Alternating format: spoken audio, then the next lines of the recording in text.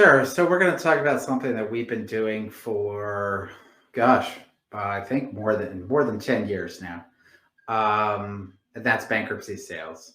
It is a category of sales that is a distressed sale for sure, and we're specifically focusing on the Chapter 7 bankruptcy sales, where we represent the U.S. Trustee's Office and the trustees that work on their behalf.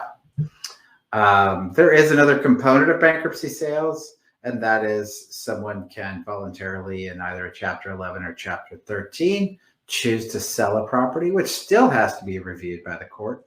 And we've definitely done those as well. That's someone who's in a reorganization plan and they choose to sell their asset while being in that organization plan.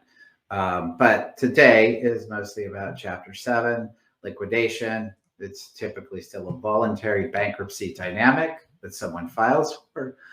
And when they file for Chapter 7 bankruptcy, they're basically relinquishing their assets to the trustee, who then evaluates, assets and debts. And there are cases, as we're going to explain a few of them, where if there's enough value in the asset, the trustee then has the ability to liquidate or sell that asset to help settle the estate and the benefit of the estate, and the benefit ultimately to the debtor who files the bankruptcy, then owes nothing at the end of the Chapter 7, compared to a reorganization where you have a payment plan to repay your debt.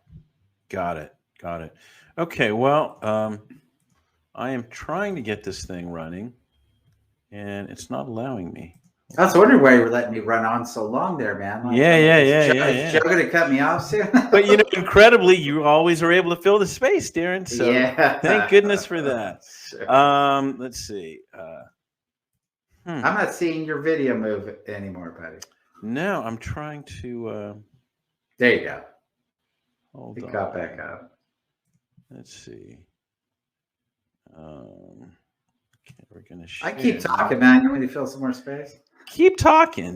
One of the things that we were talking about was just what are the misconceptions. Sometimes I know you're getting a lot of questions right now from realtors as well as buyers about what is a bankruptcy. I think one of those things immediately is, oh, this is a bank, right? Gosh, well, I hate to put it this way, but a lot of the low-hanging fruit in our industry is revealed very quickly when you deal with a sale like this, which has a lot more technical dynamics. And we do all we can to frame the scenario and let the agents understand and hopefully communicate that to their buyers. But the reality is we get at least 50% of the calls where people haven't even read the remarks in the MLS. I have no idea what to expect. Isn't that just the first thing you should do? Well, if you're conscious of other people's time and efforts, you should. So that's what it says to me. They're not. So the first few calls, I can be tolerant, but after that, I start getting pretty short with them. So, yeah. I know. Well, look, I finally got things running here. Let's take a look at our listing first, and then we'll look at what's called the one. So here we are. Some beautiful pictures. Yeah. Not our normal excellent quality, I know, but you did a great job, man, for what you had out there. Which were people that didn't want to cooperate. So it gets a little uncomfortable. Sure. People who, in these types of sales, it's people who are not making a particular effort to get the best in the sale. If they make more effort, more elements are paid off, but sometimes that matters to them and sometimes it doesn't. Right. But this is a 2-1. And does it have some bonus space in the back, like behind the garage? There it is right there. Sure. It's got a 2-car garage, and it looks like it might have a small living space behind it. My guess. Oh yeah, I see it right there. Yeah. My guess is permits should be checked. Right. But it's there. Yeah. So not a big house. It's around 1,000 square feet, I think. But wow, a good amount of land, huh? 12,000 some odd. Sure, it's a huge lot by our standards. That's actually pretty standard in that specific location. Mm-hmm. I think all the lots are this size. Are people developing it all out there, or it's pretty much what it is, what you see? Well, I will say this. I was surprised to see 3 doors down across the street a listing for sale that says 12 bedroom, 6 baths. Wow. 5 swimming pools. Wow. Oh, excuse me. So there are some people building bigger spaces. That's for sure. But it's all relative. It's always relative. So it's small. It's a small house. It's not taken care of that well. But it's under $300,000. Yeah. What a great deal. What a great deal. With some patience, and some extra budget, you can make it a great home. It's messy, but it's actually, from what I can see, doing a formal inspection, it's in reasonably good shape. It's got hardwood floors, got dual pane windows. Kitchen and bathroom are dirty, but look like they can be cleaned up pretty readily. Yeah. I think whoever buys it is going to get some value based on the mess. Right. Not specifically that it's a bad house. Right. Well, look, if you guys have any interest in this, investors who want to get out to San Bernardino, let us know. We'll go through the process, as Darren just talked about, the bankruptcy process. And I think the plan here is at some point, we will be showing this house, and we'll be happy to do that then. Right. So, right now, it's offer subject to inspection, and then we're going to coordinate with maybe some of the top offers access, and then accept an offer. Great. Okay, so there it is. That is our example of a bankruptcy listing.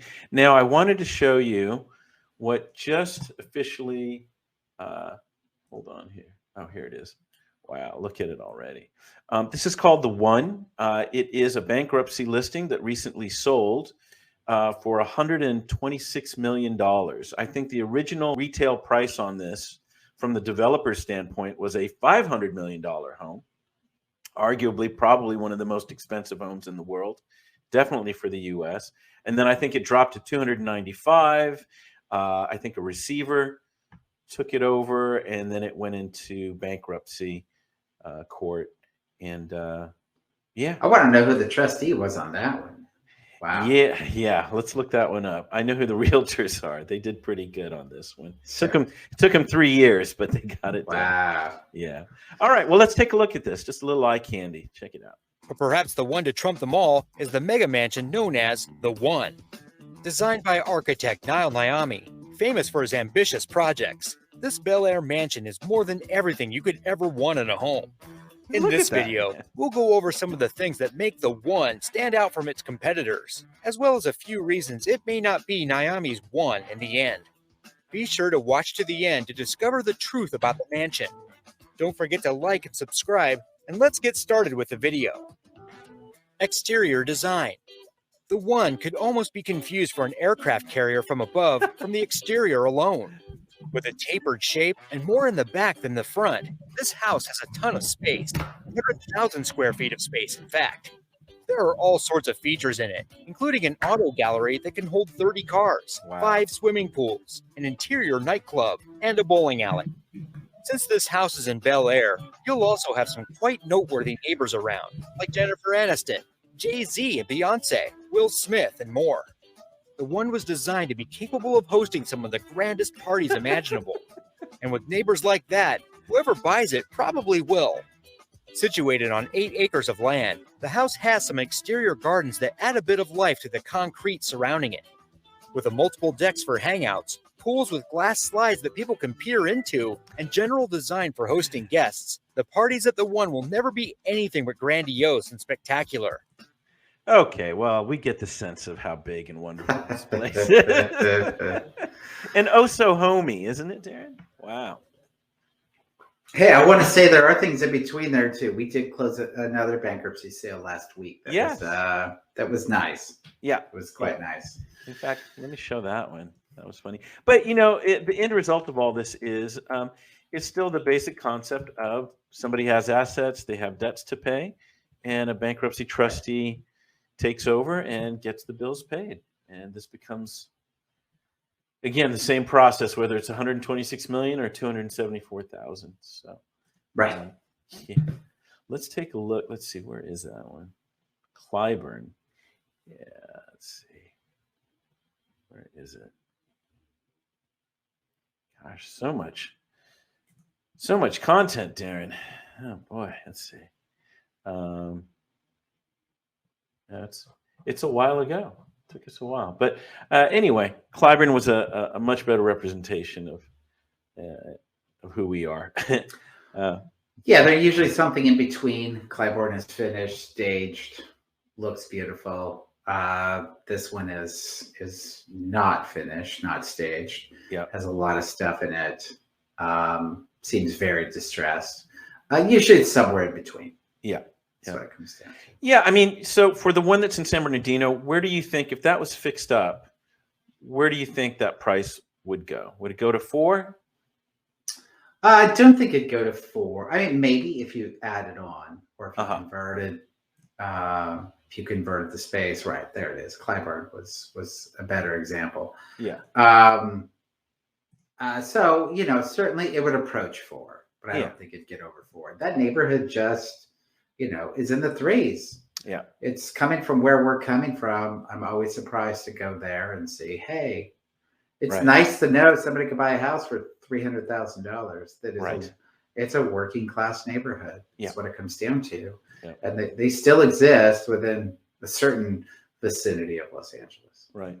And then this one, Clyburn, where could this go once it goes back on the market? I guess we don't know because it's the future. But if it does, I don't think it's going back on the market. It's somewhere in the range of 1.3 plus. Got it. Okay. Well, there you go.